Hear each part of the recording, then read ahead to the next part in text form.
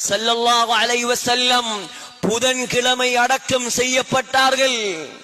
அடக்கம் செய்யப்பட்டதற்கு பின்னால் அன்னை ஃபாத்திமா ரலியல்லாஹு அன்ஹா முஹம்மது ஸல்லல்லாஹு அலைஹி வஸல்லம் உடைய அந்த ரௌதாவுக்குள் போனார்கள்.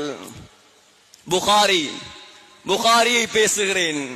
ரௌதாவுக்குள் போய் கபர் மண்ணை எடுத்தார்கள். ஸல்லல்லாஹு அலைஹி வஸல்லம் உடைய அந்த கபர் மண்ணிலிருந்து கஸ்தூரி வாசம் வீசிக்கொண்டிருந்தது.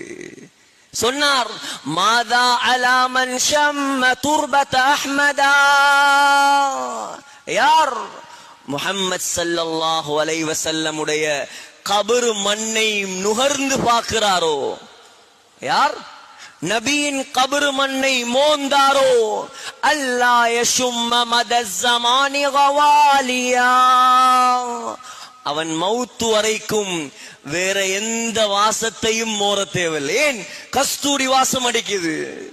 சுப்பத் அலைய மசாயிபு, என்னுடைய வாப்பா என்னை விட்டு பிரிந்ததால் எனக்கு வந்த கஷ்டங்கள், எனக்கு வந்த கவலை. லவ் அன்னஹா சுப்பத் அலல் ஐயாமி உதுன லயாலியா, எனக்கு வந்த கஷ்டத்தை பகலுக்கு கொடுத்தால் பகலெல்லாம் இரவாக மாறிவிடும். அவ்வளவு கஷ்டப்பட்டேன் நான் இந்த வாப்பாவை பிரிஞ்சு. அதுதான் வாழ்க்கை சகோதரர்களே. உலகம் அவ்வளவுதான். நினைக்காதீர்கள் உலகத்தில் கட்டியாளலாம்.